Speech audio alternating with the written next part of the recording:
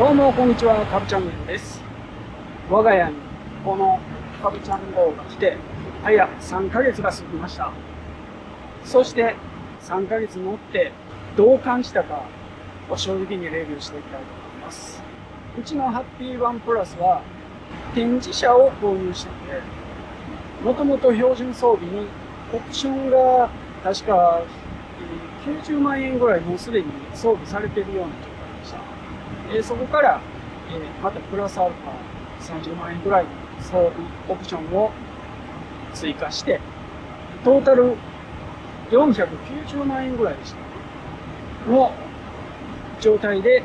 購入した形になっています。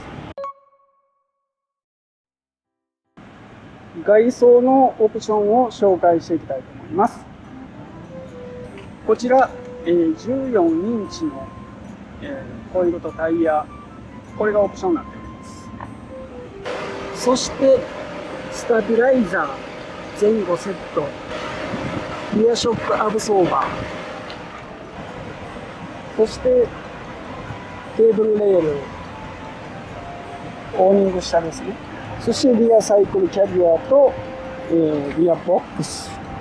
ですかね。外のオプションは以上な感じです。自分でつけたらサイドミラーに上につけるちょっと補助ミラーですね。これがなかったらちょっと不安で、つけてみました。そしてこちらキーレスエントリーですね。番号を入力するだけで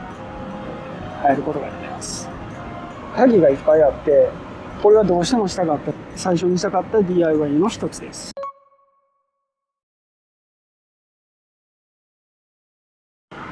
それでは中へ行きましょうか。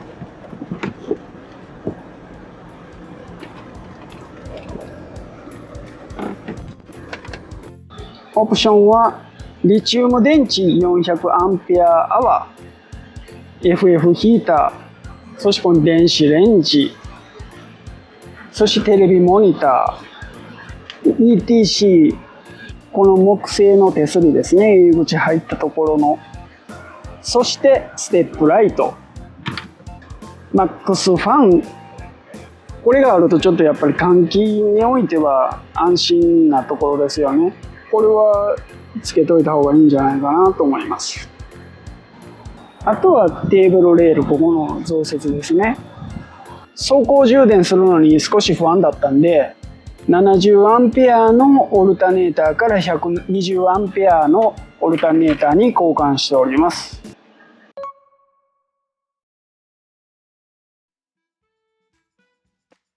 そして DIY したのが、もともとここに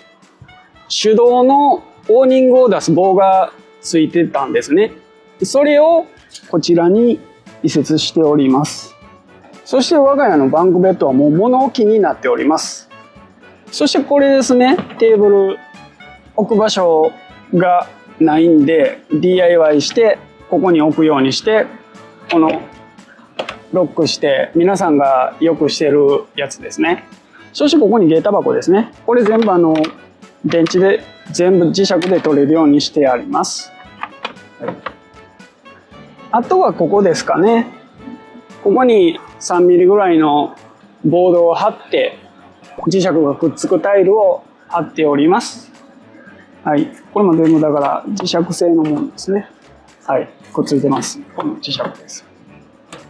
裏にシールを貼ってくっつけております。DIY はここがちょっとまだ途中なんですが、ここに棚を作っております。あと DIY したのがここですね。ここにもともとこう蓋がついてるんですけど、この蓋がついてることによってちょっと物を入れるのに結構不便してたんで、このソファー自体に板を仕込んですぐに開けてここのものにアクセスしやすいようにしております。ということでですね、我が家のハッピーワンプラス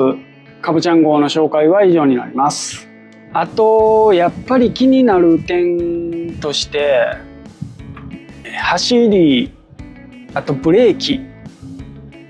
走ってる時のガタガタ音ですかね。後ろがかなり揺れるっていう感じです。そして4つ目が風の煽りですね。高速乗った時にかなり煽られます。もうハンドルをこうずっと集中して持ってないとかなり怖いです。それを分かった上で購入される分には何一つ問題ないとは思うんですが、商用車を乗ったことないとかいう人にとったらかなり怖いんじゃないかなと思います。その辺を改善するためにもう実は僕が購入したブルームーンさんの方にオプション追加装備の依頼をしております。それを改善するためにまずしようかなと思ってるのが、リーフ増しセット、強化ブレーキセット、ワイドドレッドスペーサー、この3つをしたら少しマシになるんじゃないかなと思ってます。まず1つ目の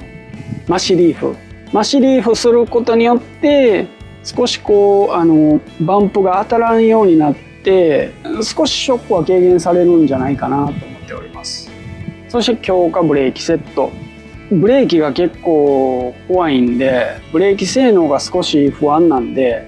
いつもエンブレ使ってます。オ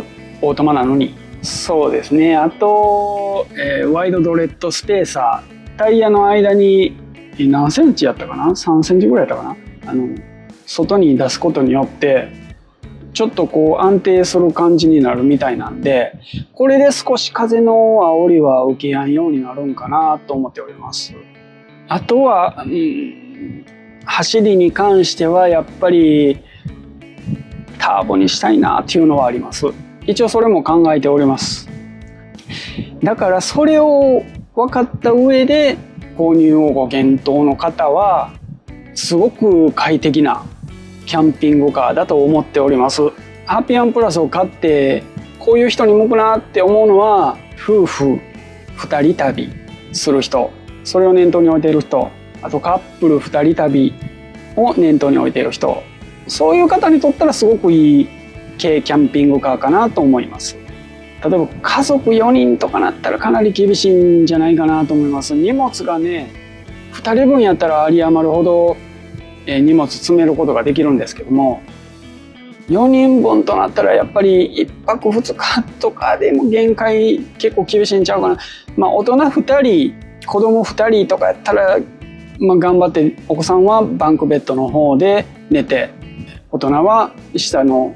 ベッドで寝るっていう形にするんやったら可能かなとは思いますけど、実際それでハピアンプラスで旅してはる人もいてはると思うんで、大人4人になるとかなり厳しいですね。